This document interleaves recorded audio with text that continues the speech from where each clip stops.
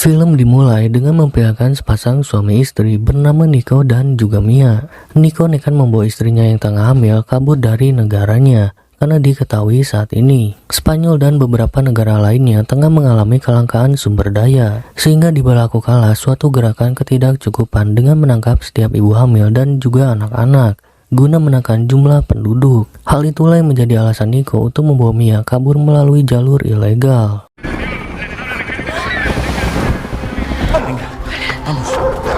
Namun karena membutuhkan banyak biaya, Nico terpaksa merelakan cincin pernikahannya agar bisa masuk ke dalam kontainer bersama beberapa orang lainnya. Mereka semua dimasukkan ke dalam kontainer agar bisa masuk ke dalam pelabuhan dan kemudian dikirim melalui jalur laut ke negara Irlandia. Akan tetapi saat di tengah perjalanan, tiba-tiba truk yang membawa kontainer mereka berhenti dan terbuka akibat adanya orang lain yang masuk ke dalam kontainer mereka. Namun karena jumlah mereka terlalu banyak, Pak supir membagi mereka dengan memindahkan sebagian ke dalam kontainer lain. Sialnya Nico menjadi salah satu orang yang diperintahkan untuk pindah, sehingga hal ini membuat Mia terpisah dengan Nico. Dalam keadaan ketakutan, Mia melihat Nico dimasukkan ke dalam kontainer lain berwarna hijau dengan nomor 107. Dia dengan cepat menghubungi Nico dan melalui sambungan telepon itulah Nico berusaha menenangkan Mia dan mengatakan bahwa dirinya akan mencari cara apapun agar bisa bertemu kembali setelah sampai di pelabuhan. Selama di perjalanan, kontainer melewati jalanan yang dipenuhi oleh kekacauan. Bahkan kontainer itu pun sampai terkena tembakan hingga sampai meninggalkan lubang-lubang di beberapa bagian. Melalui lubang-lubang itulah Mia melihat banyaknya wanita hamil dan anak kecil dibawa oleh petugas sampai membuat dirinya merasakan kesedihan. Namun tak jauh dari sana, tiba-tiba truk mereka berhenti di depan pintu masuk pelabuhan. Para petugas itu memberhentikan karena ingin memastikan enggak adanya orang-orang yang menyeberangi pelabuhan dengan ilegal. Untungnya kontainer itu telah didesain menjadi dua bagian agar orang-orang bisa bersembunyi. Akan tetapi petugas itu ternyata memiliki rencana untuk memeriksa kontainer. Dia memerintahkan anak buahnya menembak bagian pojokan kontainer, sehingga alhasil petugas itu mengetahui adanya bagian lain di dalam kontainer. Kemudian petugas itu meminta orang-orang untuk segera keluar, sampai menjanjikan mereka semua dibawa ke dalam tempat aman dan enggak akan disakiti. Namun mereka yang terlihat ragu memilih untuk diam, sedangkan Mia memilih untuk naik ke atas box agar bisa bersembunyi. Tanpa diduga, keputusan Mia itu sangatlah tepat karena tak lama setelah itu, tiba-tiba para petugas menembaki semua orang tanpa ada yang tersisa, satupun selain dirinya dan juga kameramen.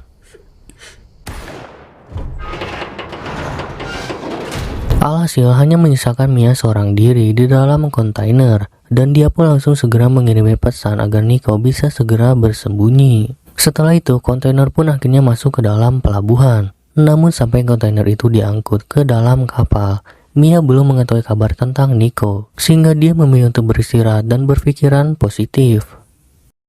Saat di malam hari, tiba-tiba kapal mengalami goncangan akibat adanya badai di tengah lautan, hingga sampai membuat Mia ketakutan. Dia berusaha meminta pertolongan ke petugas yang sedang menyelamatkan orang-orang, namun karena guncangan yang terlalu kuat, malah membuat dirinya terlempar hingga tak sadarkan diri.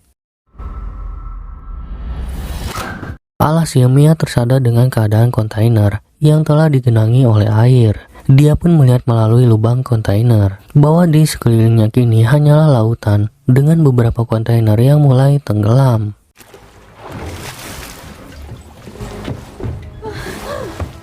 Melihat itu, Mia berusaha untuk mencari peralatan yang berguna untuk menutupi kebocoran di dalam kontainernya.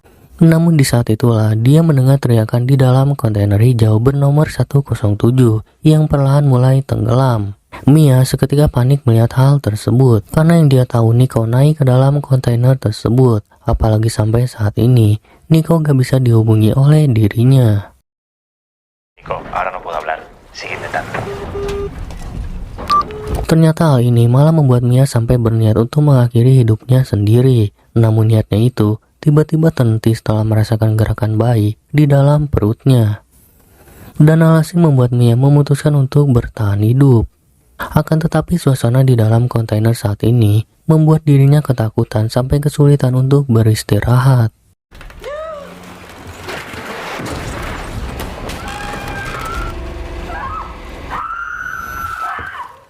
Meskipun itu hanyalah sebuah mimpi, tapi Mia harus berjaga-jaga agar kontainer ini nggak tenggelam dengan cepat. Dia menutup semua lubang pada kontainer dan membuat penanda agar dia tahu seberapa banyak air yang sudah masuk di setiap harinya. Saat Mia mengumpulkan barang-barang dan juga makanan untuk bertahan hidup, tiba-tiba seseorang menghubungi dirinya. Ternyata Nico masih hidup karena supir yang membawa kontainer menurunkan dirinya di kota lain. Mia kemudian menceritakan kejadian yang menimpa dirinya saat ini. Mendengar itu, Nico meminta Mia untuk tetap tenang dan bertahan, karena dirinya akan mencari cara untuk menyelamatkan Mia. Oh, papas nangkap Mino. Pawan tak. Wah, Namun tanpa diduga, Mia tiba-tiba merasakan sinyal untuk melahirkan di tengah badai dan hujan pada malam hari. Dengan sekuat tenaga, dia bertahan dari guncangan akibat badai, sampai akhirnya dia berhasil melahirkan seorang bayi perempuan.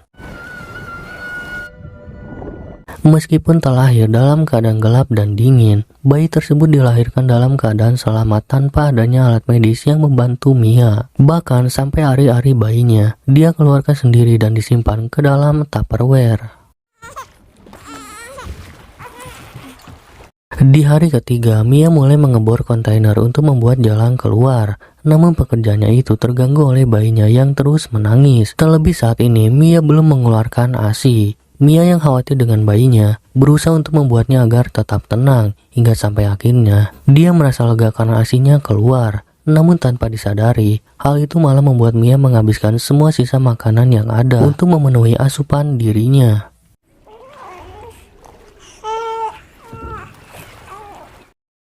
Di hari berikutnya, Mia melanjutkan kembali melubangi kontainer, tapi tiba-tiba mesin bornya mati. Padahal tinggal sedikit lagi. Untungnya Mia menemukan pisau lipat yang bisa dia gunakan. Namun pekerjaan yang dia lakukan ini membuat tubuhnya lemas karena kehabisan tenaga. Mia yang lapar akhirnya dengan terpaksa memakan hari-hari bayinya sendiri. Di hari berikutnya, Mia kembali mendapat masalah karena pisau yang dia gunakan patah. Tubuhnya yang semakin lemas membuat dirinya hampir tak berdaya. Hingga sampai di suatu malam, dia memimpikan anak pertamanya yang bernama Uma. Ternyata anak pertamanya ditangkap oleh petugas hingga membuat dirinya merasa sangat bersalah hingga sampai saat ini. Namun meskipun begitu, Nico gak pernah menyalahkan dirinya atas kejadian tersebut. Dengan cepat, Mia mengumpulkan Tupperware untuk menampung air hujan. Namun tanpa disengaja, dia malah menemukan cara untuk membuka lubang kontainer yang dia buat dengan menariknya menggunakan ikat pinggang. Setelah bersusah payah, Mia akhirnya bisa menghirup udara segar bersama bayinya. Dan dia pun akhirnya tahu bahwa di sekelilingnya benar-benar hanyalah hamparan laut yang sangat luas. Namun tanpa disengaja, kotoran bayi yang dia buang menarik kedatangan ikan di dekatnya. Hal itu menghasilkan sebuah ide agar Mia bisa mendapatkan kembali makanan. Meskipun idenya tidaklah berhasil, tapi Mia tiba-tiba melihat pesawat yang melintas di atas dirinya.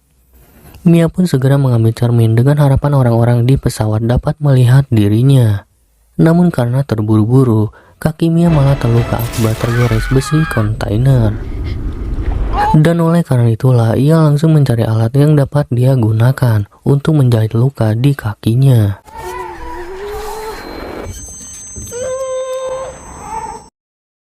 Di hari berikutnya, Mia membuat jaring dari kabel headset yang dia gunakan untuk menangkap ikan. Dengan kesabarannya, Mia akhirnya berhasil menangkap ikan walaupun dirinya harus memakannya mentah-mentah. Namun dia lakukan itu demi bayinya yang membutuhkan ASI. Sampai di hari ke-9, Mia telah mengumpulkan banyak ikan untuk persediaan makanannya. Dia yang memiliki semangat untuk hidup, kemudian menyebarkan pesan permintaan tolong di dalam Tupperware, sembari mengeluarkan air di dalam kontainer sedikit demi sedikit.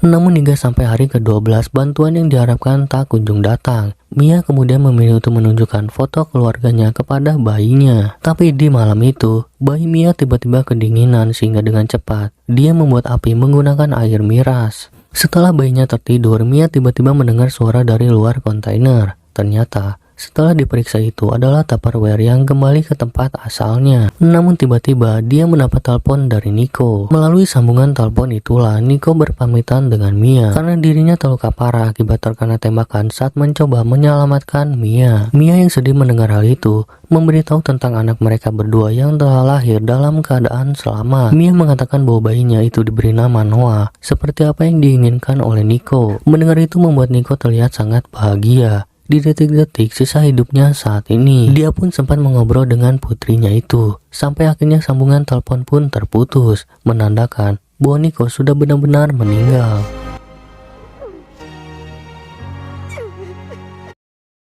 Mia yang merasa sangat kehilangan tetap berjuang untuk bertahan hidup.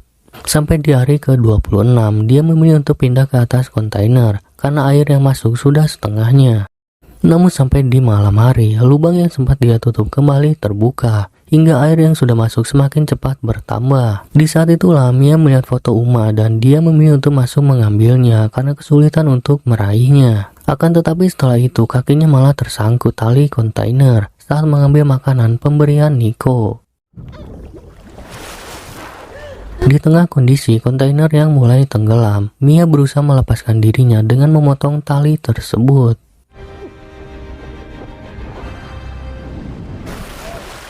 Mia yang berhasil keluar langsung mencari Noah di tengah kondisi laut yang sangat gelap. Dia ketakutan terjadi apa-apa dengan bayinya, terlebih ada ikan paus di sekitar dirinya. Namun kehadiran paus itu malah gak sengaja membuat Mia mengetahui posisi Noah akibat terkena semburan air ikan tersebut.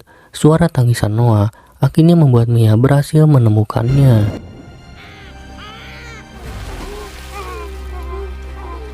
Mia yang terombang-ambing di lautan bersama bayinya mencoba memancing kedatangan burung camar dengan mengeluarkan daging ikan di sekitar dirinya. Namun tanpa diduga hal itu menarik perhatian sepasang nelayan yang sedang mencari ikan di laut. Sehingga dengan cepat mereka melajukan perahunya untuk mendekat dan menemukan sebuah rakit yang membawa seorang bayi. Melihat ada tali yang terikat, wanita itu menariknya dan barulah mereka menemukan Mia dalam keadaan tak sadarkan diri. Wanita itu dengan cepat memberikan pertolongan dengan memberikan nafas buatan. Dan untungnya, hal itu berhasil menyelamatkan Mia. Kemudian Mia langsung menggendong bayinya dan menangis bahagia karena dirinya telah diselamatkan oleh nelayan Finlandia dan film pun berakhir sampai di sini.